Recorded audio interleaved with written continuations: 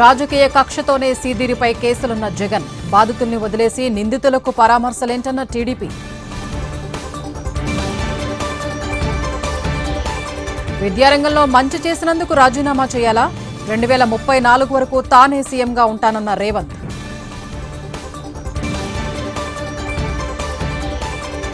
Criminal waste వ్యాఖ్యలపై రేవంత్ కు BRS counter. Telangana యువతకు క్షమాపణ చెప్పాలని డిమాండ్.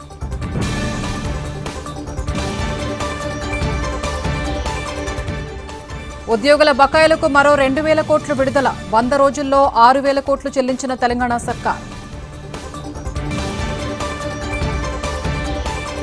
తుమ్మిడిహెట్టిపై సీఎం రేవంత్ విజ్ఞప్తిని పరిశీలించండి. కేంద్ర జలశక్తి శాఖకు పీఎంఓ ఆదేశం.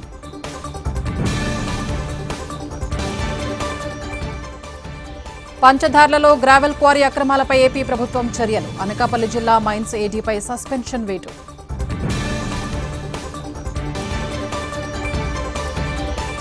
వందే మాతరం బిల్లుకు లోక్సభ ఆమోదం. వ్యతిరేకించిన ఎంఐఎం, డీఎంకే.